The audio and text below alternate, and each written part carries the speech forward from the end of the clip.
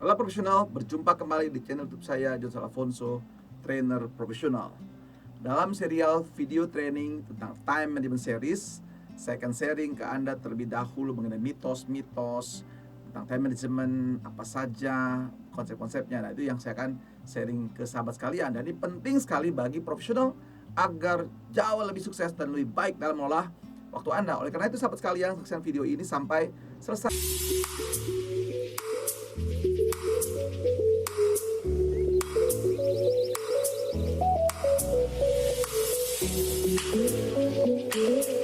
Mengapa Anda harus mampu mengelola waktu Anda sebagai profesional?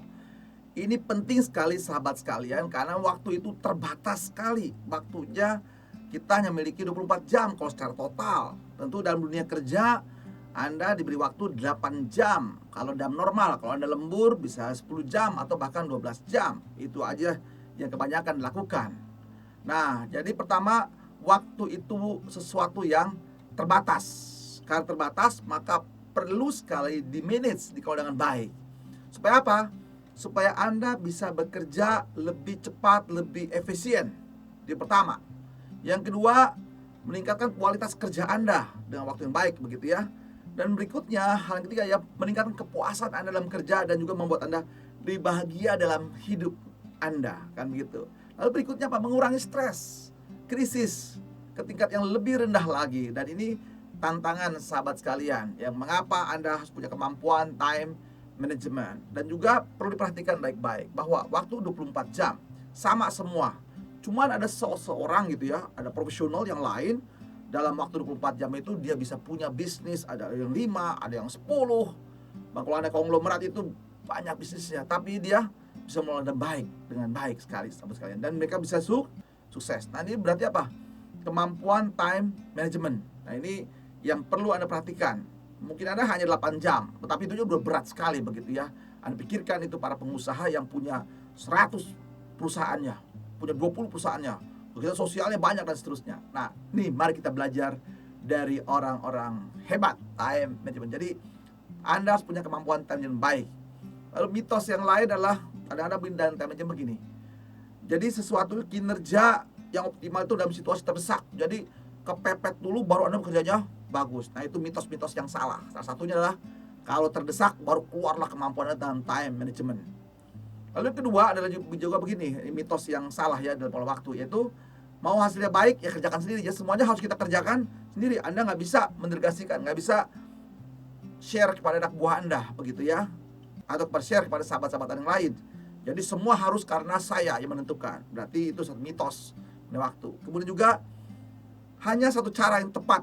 Nah, cara lain salah. Nah, itu akibatnya waktu Anda habis di situ mengerjakan hal yang sama berulang-ulang. Kemudian mitos yang lain adalah orang produktif itu kalau sibuk sepanjang waktu, sibuk, wah, heboh di kantor, sibuk banget begitu ya. Ya, produktif itu kalau dia sibuk, padahal hasilnya nol, begitu, sibuknya nol. Lalu berikutnya adalah mitos yang salah juga adalah mengatur waktu menghilangkan kesenangan, kehilangan spontanitas begitu ya. Kalau mengatur waktu berarti Anda kehilangan kebahagiaan, spontanitas dalam hidup. Nah, itu mitos-mitos tentang waktu yang kurang tepat sahabat sekalian. Nah, itu yang menjadi tantangan ya. Berikutnya, kita lihat lagi.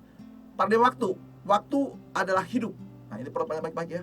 Waktu hidup, dia bergerak terus, Anda nggak bisa berhenti, Anda nggak bisa tahan dia, terus bergerak terus. Makanya hati-hati dengan waktu Anda, kan begitu, dia bergerak terus. Anda bengong sebentar, dia nggak peduli Anda sedang bengong, Anda sedang melakukan apapun juga, sampai melakukan tindakan-tindakan yang tidak penting, begitu ya. Nah, itu habis waktu, dan waktu jalan terus. Yang ada adalah penyesalan. Nah, kemudian lagi adalah sumber daya yang terbatas. Sudah tahu ya, waktu sumber terbatas. Nah, sumber daya terbatas itu waktu. Nah, jadi hati-hati di sini ya. Lalu waktu tidak pernah bisa berubah. Ya, lewat sudah lewat, selesai. Gitu sekalian ya. Anda bisa perhatikan ya, kalau Anda melompati sungai yang jernih, dan melewati ya air mengalir ya tentunya gitu ya. Anda tidak akan menemukan air yang sama. Seperti waktu juga, waktu jalan terus, Anda lewat ya sudah lewat, selesai. Yang berikutnya adalah waktu tidak diskonnya. Kurang waktu dong, perpanjang dong, ditambahin kan begitu ya. Dan dia hanya satu arah bergerak. Nah, oleh karena itu harus kita mampu mengelola waktu dengan bagus dan baik sekali. Time management bukan sekedar mengatur waktu. Nah, di sini berarti apa di sini? Jadi time management mencakup juga, yaitu mengontrol penggunaan sumber daya yang berharga. Mengontrol, mengendalikan gitu ya. Berikutnya adalah mengelola diri. Jadi mengelola diri, jadi bagian dari time management bukan hanya soal waktu, tapi mengelola diri Anda supaya disiplin. Jadi membangun kebiasaan, kedisiplinan dan komitmen. Nah ini ya. Jadi mengelola diri Anda akan tampil di situ ya. Misalnya Anda diundang rapat jam 10 tepat, tapi Anda tidak bisa disiplin dalam waktu, Anda datang 10 lewat 15 menit. Wah, sudah berarti akhirnya pribadi Anda dianggap apa? Tidak disiplin, tidak punya komitmen pada orang lain. Dan juga menjadi waktu itu bagian juga dari namanya membuat prioritas, karena pekerjaan ini banyak banget. Aktivitas kita ini banyak sekali sesuai dengan peran-peran yang kita mainkan dalam kehidupan. Ya, kalau di kantor tentu peran sebagai profesional. Peran juga Anda sekaligus memainkan peran sebagai seorang ayah atau seorang ibu. Anda juga memainkan peran sebagai atasan, juga sebagai bawahan. Juga Anda berperan sebagai teman atau sahabat.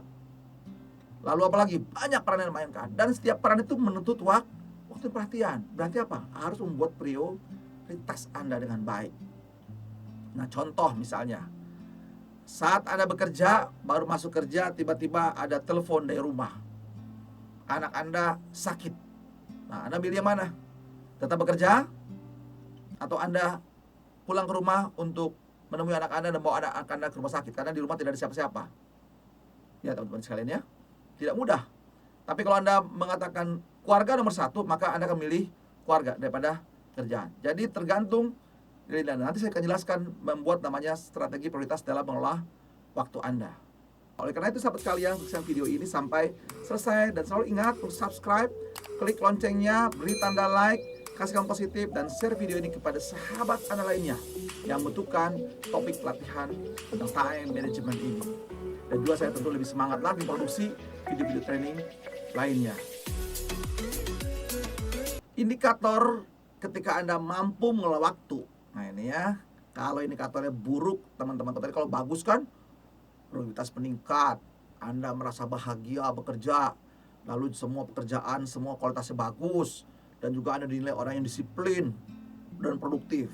Nah itu kalau yang bagus teman sekalian. Nah kalau yang bermasalah dalam mengelola waktu, pertama, Anda selalu merasa terburu-buru dalam bekerja, sering terburu-buru, jadi nggak ada prioritas dalam bekerja. Lalu kedua, Anda suka menunda pekerjaan-pekerjaan. Nah itu salah gitu, misalnya menunda pekerjaan. Makanya tergantung prioritas Anda.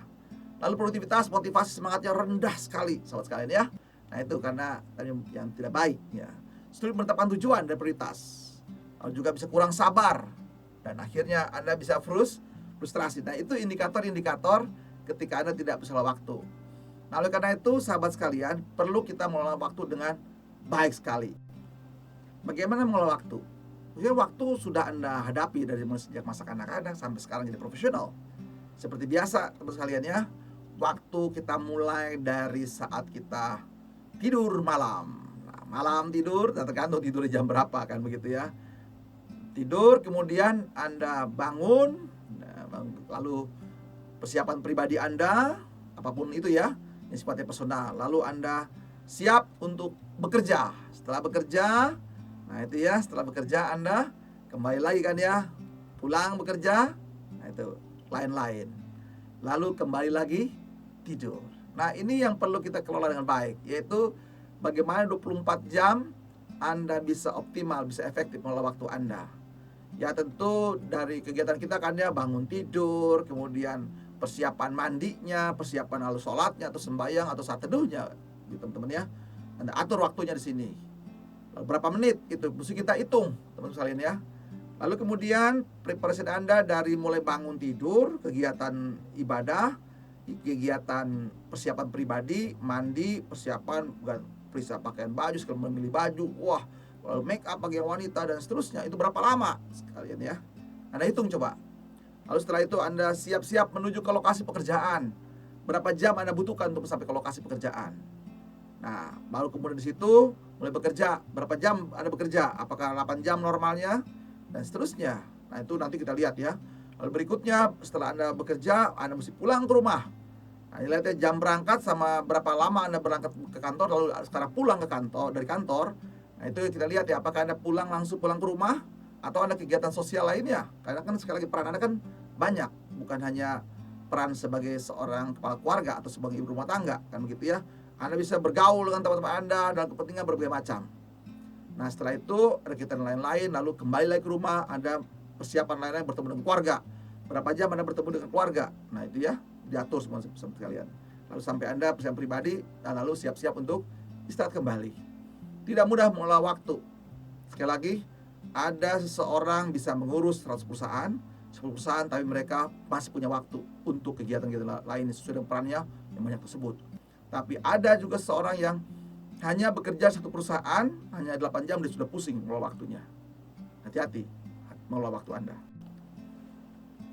Ada tipe manusia yang hubungan dengan waktu. Ada manusia yang disebutnya over organizer, manusia gila pengorganisasian. Jadi semua ya, orang yang terlalu mengatur dirinya kan begitu sewaktu dia selalu menyusun dan memperbarui daftar-daftar listnya untuk waktunya. Waktunya habisnya untuk mempertimbangkan semua. Nah, ini kategori manusia yang namanya over organizer. Ada sahabat sekalian yang perlu di-break. Nah, yang kedua, ada tipe manusia kaitan dengan waktu adalah overdoer. Overdoer ini orang yang selalu bertindak terus, kerja terus, begitu ya, overdoer. Selalu sibuk melakukan berbagai hal tanpa menilai sebenarnya seberapa efektif dia bekerja, seberapa produktif dia bekerja. Yang penting dia terus kerja, dia mengerjakan apa saja, sibuk. Nah, orang ini kehilangan spontanitas, ya, fleksibilitas hidupnya, karena dia kayaknya kalau nggak kerja gitu, nggak kerja sesuatu, dianggap orang yang paling susah bagi sahabat kalian. Ini orang manusia yang disebut overdoer. Lalu berikutnya, manusia yang gila waktu. Nah, ini gila waktu ya, terikat dengan waktu benar-benar. Manusia dirasuki oleh waktu, begitu kan. Setiap detik sangat berharga buat dia. Dia dicatat, di-record semuanya. Efektif tidak, produktif tidak. Nah, selalu dia terpontang-panting. Nah, oleh karena itu, sahabat sekalian, dengan time management, maka Anda harusnya bisa mengelola waktu Anda. Nah, jadi sekarang saat ini Anda sudah mulai paham ya, mengapa Anda harus mengelola waktu Anda, begitu ya. Tadi tujuannya kalau Anda waktunya, karena waktu itu pertama secara prinsip teman-teman, dia waktu hanya 24 jam dan dia terus bergerak maju dan tidak bisa diskon, tidak bisa diberhentikan, dia terus bergerak, begitu ya. Lalu ketika Anda bisa mengelola waktu dengan baik, maka hasilnya kelihatan. Ada karya-karya besar yang dihasilkan, produktivitasnya meningkat, dan Anda merasa lebih bahagia dalam hidupnya karena Anda bisa mengelola waktu dengan baik. Lalu ketika Anda tidak bisa mengelola waktu dengan baik, maka Anda akan merasa frustrasi terhadap waktu. Anda akan menjadi orang yang pura-pura sibuk, atau semuanya, atau terlalu mengorganisasi waktunya, hidupnya, atau termasuk orang yang gila waktu Anda. Nah, oleh karena itu, Anda sekarang sudah paham, Anda memilih yang mana? Memilih bahagia atau memilih stres, begitu ya. Seharusnya Anda milih bahagia. Oleh karena itu, Anda harus memperhatikan video-video berikutnya supaya Anda bisa mempelajari bagaimana mengelola waktu yang bagus dan baik. Semoga Anda sukses. God bless you.